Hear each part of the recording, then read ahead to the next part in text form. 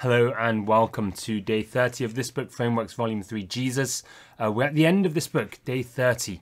Apologies that it's been a little while since our last video. Things have been pretty busy, but we are picking up again. Day 30, end of this book, and then we'll pick up Volume 4, Creation, afterwards. But day 30 says, the bridegroom of the church. The bridegroom of the church. It's been so great working through this, thinking about who Jesus is, all that he does, what he's like. But this title that Jesus holds, the bridegroom of the church, is perhaps the loveliest title of all. The loveliest image, picture of who Jesus is and how we are to understand and to relate to him. He is the bridegroom to be wed to the church. The Bible begins with weddings and marriages, a wedding and a marriage, and it ends with a wedding and a marriage. That's kind of a big image in the Bible, and we see that it points us to Jesus, who is the bridegroom. Think back to Adam. In the very beginning, God created the world, and last of all, he creates Adam. And the Lord presents to Adam all these wonderful, amazing creatures that he's made. And Adam's job is to name them. And after he names them all, we're told that there was no one found who was a fit, a right companion for Adam. There was no one right to spend and share life together with him. And so the Lord causes Adam to fall into a sleep, a death-like sleep. And then out of the side of Adam, the Lord creates woman, creates this lady Eve, who Adam wakes up and calls her flesh of my flesh, bone of my bone, and this is the one who is right for him. This will be his companion, the one he will be wed to, he will share his life with. This is his wife. And now this is a bit of a bizarre kind of sequence of events. Why does God create like this? What is he doing? Well, the Bible shows us that this is a glimpse that we are given into the deepest realities of the world.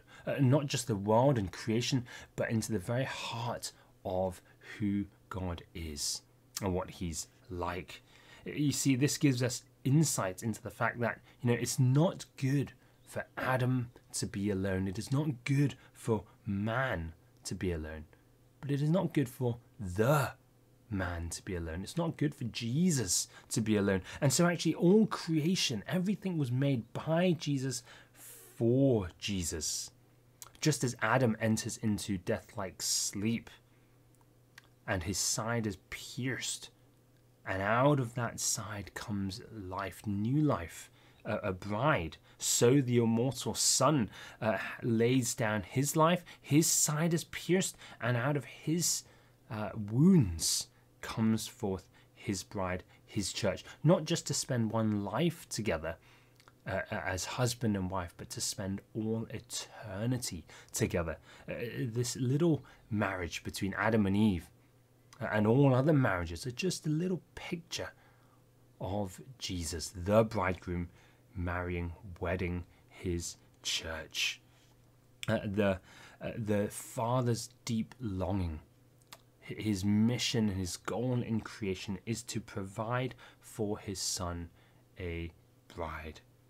All creation, its purpose is to be given to the Son so that Christ could be married to his church. And that's an amazing thing. That's why we are so enthralled by fairy tales and love stories, and we love the happy endings, because we are involved with, we are caught up in this fairy tale romance, not just kind of little small made up ones that you can get a dime a dozen from the bookshop, but no, this is the great fairy tale story that is beyond all imagination, that is true, the real true story of love between Christ and his church.